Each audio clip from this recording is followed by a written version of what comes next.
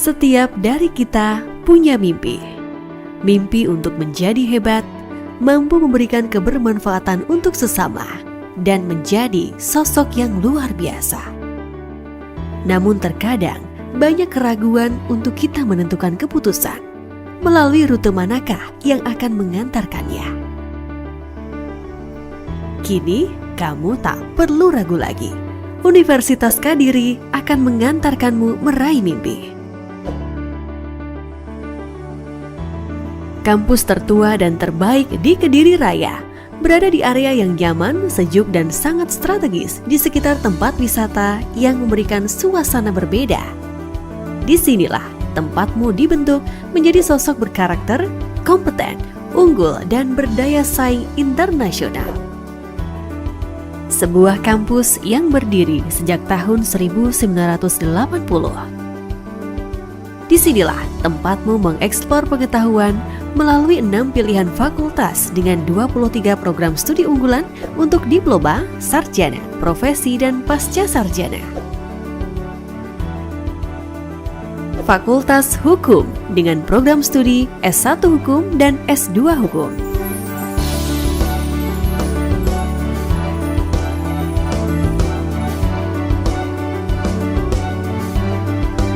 Fakultas Ilmu Sosial dan Ilmu Politik dengan program studi S1 Administrasi Publik dan S2 Administrasi Publik.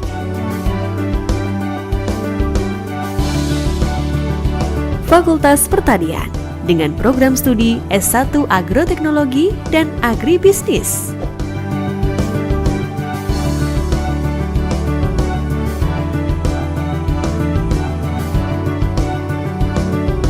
Fakultas Ekonomi dengan program studi diantaranya S1 Ekonomi Pembangunan, S1 Manajemen, S2 Manajemen, dan D4 Akuntansi Sektor Publik. Di Fakultas Ekonomi dilengkapi pula dengan privilege bahwa lulusan akan mendapatkan gelar CAP atau Certified Accurate Professional, sehingga mahasiswa yang lulus akan siap untuk bekerja. Fakultas Teknik dengan program studi S1 Teknik Sipil, S1 Teknik Industri, dan D3 Teknik Elektromedis.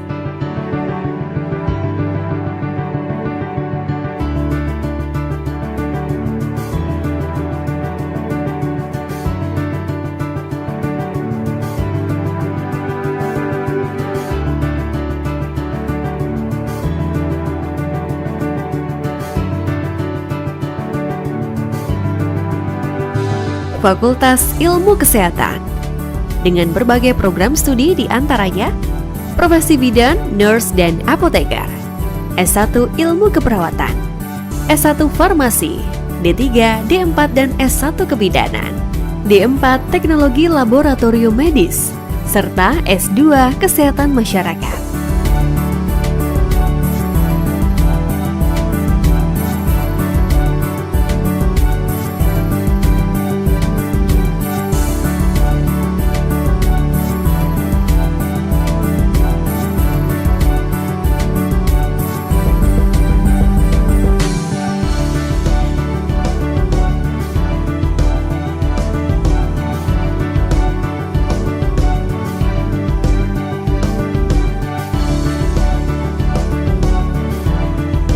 Tak hanya itu, kamu juga berkesempatan besar untuk merasakan perkuliahan dengan dosen luar negeri. Karena Universitas Kadiri telah memiliki 39 MOU dari 15 negara, serta lebih dari 150 perusahaan atau instansi dalam negeri. Inilah berbagai benefit yang kamu dapatkan ketika bergabung menjadi bagian dari Universitas Kadiri.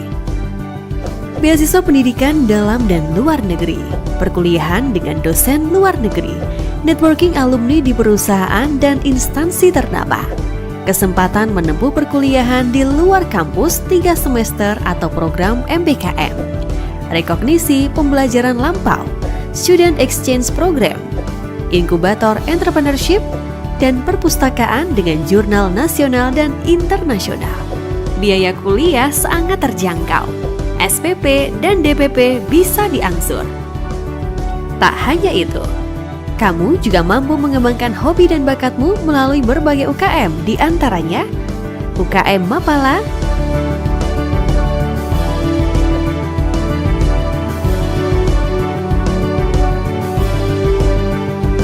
PSHT,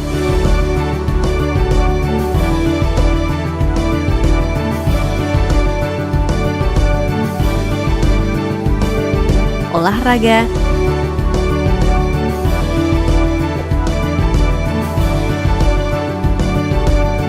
kerohanian Islam,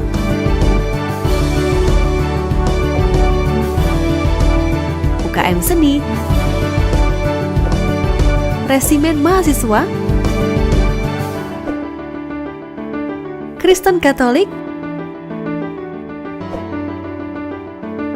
dan UKM PIK Korps Sukarela.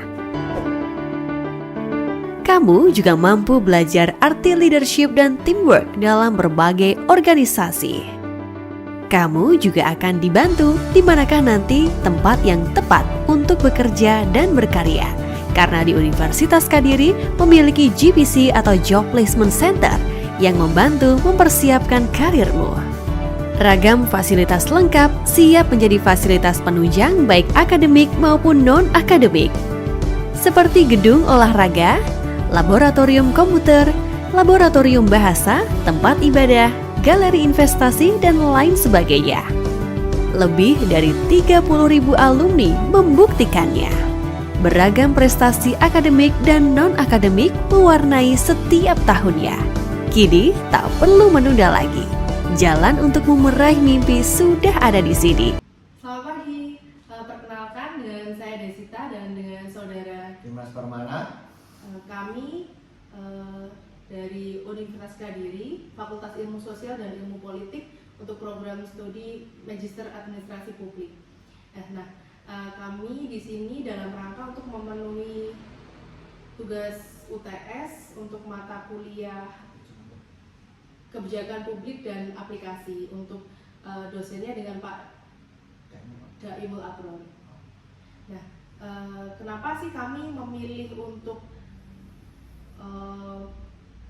berkuliah di Universitas Kadiri di Kota Kadiri ini? Karena ada beberapa alasan, yaitu antara lain karena biaya pendidikannya yang terjangkau. Banyak pertimbangan dalam memilih universitas, salah satunya adalah biaya pendidikan. Untuk Universitas Kadiri ini memberlakukan sistem pembayaran atau DPP-nya tuh bisa dicicil atau bisa dibayar sampai 4 kali selama 4 semester.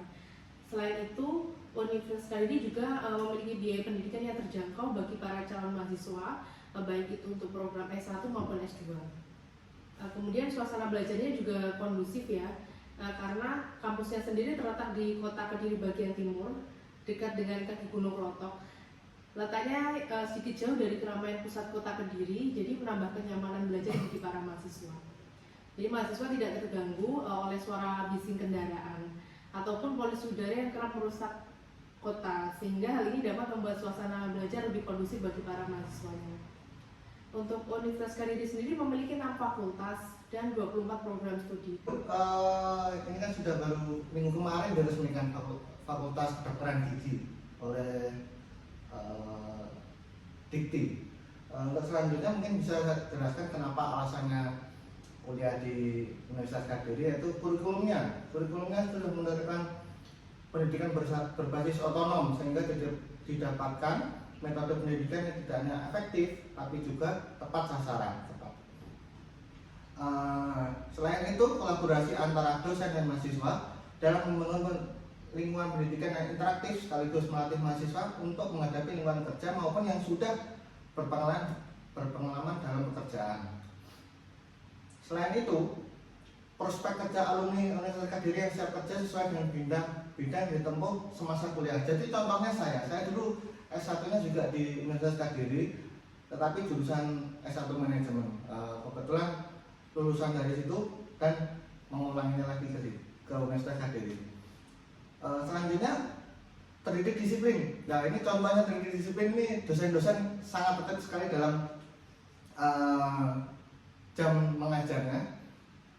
Lalu Yang terakhir adalah pemukaran teknologi, yaitu sesuai perkembangan teknologi yang diperlukan dalam proses pendidikan. Ya, yang paling keren jelasnya di Magister Ilmu Administrasi, karena teknologi yang sudah sangat bagus, gedungnya kemarin juga sempat baru, kita coba yang baru juga. Jadi seperti itu kurang lebih untuk beberapa alasan kita kuliah di Universitas Gadiri. Oke, selanjutnya. Kepemimpinan merupakan kemampuan dalam diri seseorang dan mencakup sifat-sifat seperti kepribadian, kemampuan, dan kesanggupan.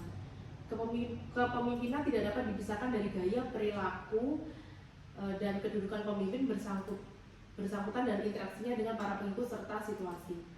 Kalau menurut Sondang P. Siagian, kepemimpinan dapat diartikan sebagai kemampuan seseorang saat menjabat sebagai pemimpin organisasi tertentu dalam mempengaruhi orang lain, khususnya bawahannya. Ini dilakukan supaya mereka mampu bertindak dan berpikir sesuai dengan arahan tertentu supaya tujuan dapat tercapai dengan mudah. Kalau menurut Hemphill dan Cons, kepemimpinan adalah perilaku individu ketika memimpin aktivitas kelompok atau organisasi untuk mencapai tujuan bersama. Jadi ada berbagai macam definisi kepemimpinan dari beberapa ahli tersebut, tapi semuanya merujuk pada tindakan untuk mempengaruhi seseorang atau kelompok. Nah, jadi kepemimpinan dan kebijakan publik ini merupakan dua aspek yang saling terkait dalam menjalankan pemerintahan dan untuk mencapai tujuannya, yaitu pembangunan masyarakat. Kepemimpinan yang efektif dalam kebijakan publik memiliki peran penting dalam merumuskan kebijakan yang berkualitas, mengimplementasikannya dengan baik dan menghasilkan dampak yang positif bagi masyarakat. Kepemimpinan dalam kebijakan publik melibatkan sejumlah faktor kunci termasuk visi, strategi, komunikasi, kolaborasi, dan integritas. Nah, sesuai tema kajian kita kali ini, apa saja sih harus dimiliki apa saja yang harus dimiliki pemimpin untuk bisa menghasilkan suatu kebijakan yang efektif. Nah, kalau menurut Kaji dalam bukunya, pemimpin itu harus memiliki power introspection, power retrospection, dan visibility. Apa saja itu saudara Dimas? Untuk yang pertama itu ada 3 ya. Yang pertama power introspection itu melihat secara mendalam keadaan dan kekuatan serta kewenangan dari pejabat yang akan melaksanakan kebijakan. Sementara untuk yang kedua adalah power retrospection, itu adalah melihat hal-hal yang telah terjadi dari ke belakang untuk mempelajari masalah yang identik pada masa lalu. Jadi tidak untuk mencegah masalah yang terjadi di masa lalu terulang lagi. Untuk yang ketiga adalah visibility, itu adalah melihat ke depan dan membuat konfigurasi keadaan yang diinginkan berdasarkan data, konsep, serta realita yang ada. Jadi ini untuk pencegahan apabila terjadinya permasalahan di masa yang akan datang. Untuk selanjutnya ada beberapa tahapan yang dilakukan atau yang dilalui dalam membuat satu kebijakan. Mungkin Mbak Desita bisa menjelaskan untuk tahapan-tahapannya? Jadi untuk tahapan-tahapan yang harus dilakukan suatu kebijakan, menurut buku Budi Winarno dalam bukunya menyimpulkan dari pendapat beberapa ahli bahwa dalam formulasi kebijakan terdapat 4 tahapan yang harus dilakukan secara sistematis, yaitu tahap pertama perumusan masalah. Perumusan masalah itu menggali dan merumuskan masalah merupakan langkah yang paling fundamental dalam perumusan kebijakan. Nah, untuk dapat merumuskan suatu kebijakan dengan baik, maka masalah-masalah publik harus dikenali dulu dan didefinisikan dengan baik. Kemudian tahapan yang kedua adalah agenda kebijakan. Tidak semua masalah publik akan masuk ke dalam agenda kebijakan. Masalah-masalah tersebut akan berkompetisi antara satu dengan yang lain. Hanya masalah-masalah tertentu yang pada akhirnya akan masuk ke dalam agenda kebijakan. Masalah publik yang masuk ke dalam agenda kebijakan kemudian akan dibahas oleh para perumus kebijakan. Kemudian tahapan yang ketiga adalah pemilihan alternatif. Kebijakan untuk memecahkan masalah pada tahap ini, para perumus kebijakan akan berhadapan dengan berbagai alternatif pilihan kebijakan dan akan dihadapkan pada pertarungan kepentingan antara berbagai aktor yang terlibat dalam perumusan kebijakan ini. Pada kondisi ini, maka pilihan-pilihan kebijakan akan didasarkan pada kompromi dan negosiasi yang terjadi antar aktor yang berkepentingan. Kemudian tahap yang terakhir yaitu penetapan kebijakan. Salah satu dari sekian banyak alternatif kebijakan yang ditawarkan, maka diputuskan untuk diambil sebagai cara memecah masalah. Maka pada tahap terakhir dalam pembuatan kebijakan adalah penetapan kebijakan yang dipilih tersebut sehingga mempunyai kekuatan hukum yang mengikat. Nah kemudian ini 4 fungsi, kita akan bahas 4 fungsi kepemimpinan atau leadership function. Untuk yang pertama, pemimpin sebagai koordinator. Koordinator dalam setiap aktivitas organisasi publik hanya akan terwujud jika seorang leader mampu menciptakan harmonisasi, artinya terkondisikan suatu suasana yang aman dan damai dalam kesehajaan yang jauh dari rasa mencekam akibat power autokrasi dan arogansi manajerial seorang leader. Suasana harmoni yang lebih mendorong produktivitas kerja. Seorang leader harus mampu menumbuhkan semangat atau spirit atau keselarasan antar staf dan pimpinan dalam organisasi. Juga menjaga tidak terjadinya tumpang tindih program dari kebijakan organisasi yang dipimpinnya sebagai wujud sinkronisasi atau keselarasan. Selanjutnya, seorang leader harus mampu menjamin kebersamaan dan kemenyatuan yang lebih terpadu yang bermakna di antara para staf dan pimpinan, sehingga apa saja yang menjadi visi dan misi organisasi akan tercapai dalam sebuah realita yang konkret dan terarah. Kemudian pemimpin sebagai fasilitator. Feren dan Kaye memaparkan bahwa pemimpin masa kini dan yang akan datang harus mampu memainkan peran sebagai fasilitator. Sebagai fasilitator, menurut Faren dan Kaye tadi, setidaknya seorang leader pertama berkewajiban membantu stafnya untuk mengenal nilai-nilai kompetensi dan karir mereka, minat pekerjaan, serta keterampilan dan skillnya yang dapat dikembangkan. Kedua, membantu mengerti pentingnya perencanaan strategis dan diimplementasikan dalam mencapai tujuan organisasi. Ketiga, menciptakan suasana terbuka di mana seorang staf dapat mengemukakan pendapatnya tentang pekerjaan dan pengembangan organisasi. Dan keempat, membantu staf untuk mengerti dan mengartikulasikan apa yang mereka inginkan dari karya mereka, khususnya dalam menyukseskan implementasi kebijakan organisasi. Kemudian pemimpin sebagai motivator. Menurut Wirjana dalam bukunya mengemukakan bahwa kepemimpinan akan efektif bila pemimpin dapat memberi inspirasi, memberi dukungan dan motivasi kepada yang dipimpinnya untuk bekerja sama, bertindak mencapai tujuan organisasi. Di dalam hal melakukan itu, yang dipimpin akan mengalami proses pengembangan kepemimpinan sehingga kelak mereka pun akan dapat menjadi pemimpin. Kemudian pemimpin sebagai dinamisator. Dalam dimensi ini, proses kepemimpinan bermuara pada eksistensi seorang pemimpin yang memiliki kemauan dan kemampuan untuk berubah, memiliki suatu sikap yang dinamis dan tidak statis.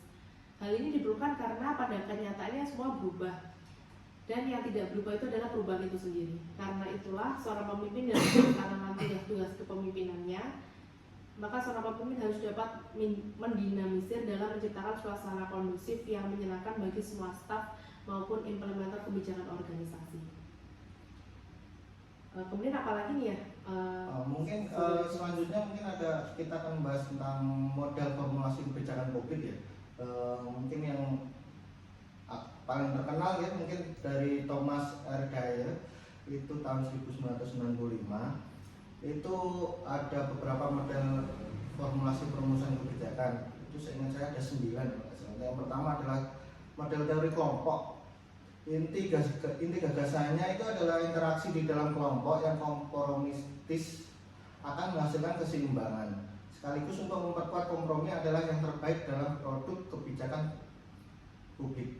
Yang kedua adalah model kelembagaan atau institusional, bahwa tugas membuat kebijakan publik adalah tugas pemerintah. Dengan demikian, apapun untuk yang dibuat pemerintah dengan cara apapun adalah kebijakan publik. Model ini pada prinsipnya lebih mengetahui fungsi setiap unit kerja inti institusional pemerintah dalam menyusun dan formulasi kebijakan publik. Nah, selanjutnya adalah dari elit atau model teori elit ya. Model ini berkembang dari teori politik dan massa yang melandaskan diri pada asumsi bahwa di dalam masyarakat pasti terdapat dua kelompok, yakni pemegang kekuasaan elit dan tidak memiliki kekuasaan atau massa. Jadi ini ada yang bertolak belakang, memiliki masa atau yang tidak. Teori ini mengembangkan diri pada kenyataan bahwa sedemokratis apapun selalu akan ada bias di dalam formulasi kebijakan. Jadi suatu kebijakan itu tidak mungkin semua pro, pasti ada kontranya, dan ini intinya seperti itu. Untuk selanjutnya adalah model proses, bahwa politik merupakan sebuah aktivitas sehingga mempunyai proses. Model proses ini mempertegas tentang apa dan bagaimana kebijakan ini dibuat atau seharusnya dibuat. Akan tetapi kurang memberikan tekanan pada substansi seperti apa yang harus ada dalam kebijakan tersebut. Untuk yang kelima itu adalah teori rasionalisme, bahwa kebijakan publik sebagai maksimum social gain. Maksudnya pemerintah sebagai regulator kebijakan harus mampu memilih kebijakan yang memberikan manfaat optimal bagi masyarakat, dan dalam formulasi kebijakannya harus berdasar pada keputusan yang telah diperhitungkan rasionalitasnya, yaitu rasio antara pengorbanan dengan hasil yang dicapai, sehingga model ini dapat menekankan pada aspek efisiensi dan ekonomis. Untuk selanjutnya adalah model inkrementalis, yaitu adalah merupakan kritik terhadap model rasionalis. Jadi ini bertolak dengan model rasionalis, yaitu para pembuat kebijakan tidak pernah melakukan proses seperti yang disyaratkan oleh pendekatan rasional, karena mereka tidak memiliki cukup waktu intelektual maupun dengan biaya. Berarti ada beberapa kekhawatiran muncul akan dampak yang tidak diinginkan akibat kebijakan yang belum pernah dibuat sebelumnya. Untuk yang selanjutnya adalah teori permainan atau game teori, adalah model yang sangat abstrak dan deduktif di dalam formulasi kebijakan. Sesungguhnya model ini didasarkan pada formulasi kebijakan dalam kondisi kompetitif di mana tingkat keberhasilan implementasi menjadi perhatian juga. Mungkin untuk yang dua terakhir bisa dijelaskan oleh Mbak Desita, yaitu model pilihan publik. Untuk model pilihan publik atau public choice, melihat kebijakan sebagai sebuah proses formulasi keputusan kolektif dari individu-individu yang berkepentingan atas keputusan tersebut. Akar kebijakan ini sendiri berakar dari teori ekonomi pilihan publik yang mengandalkan bahwa manusia adalah homo economicus yang memiliki kepentingan yang harus dipuaskan. Kemudian yang terakhir adalah model demokratis. Model demokratis menegaskan bahwa pengambilan keputusan harus sebanyak mungkin mengkolaborasi suara dari stakeholders. Tegasnya bahwa setiap pemilik hak demokrasi harus diikutsertakan sebanyak-banyaknya dalam proses pengambilan keputusan, termasuk perumusan kebijakan publik. Nah, itu tadi sedikit bincang-bincang dari kami atau diskusi dari kami yang membahas tentang tema kajian bekal leader dalam menghasilkan kebijakan yang efektif. Semoga diskusi kami ini bisa bermanfaat untuk Anda semua yang menyaksikannya. Sekian dari kami. Terima kasih. Selamat pagi.